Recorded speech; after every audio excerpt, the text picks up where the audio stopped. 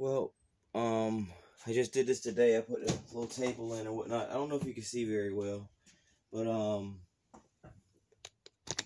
I did get my table in.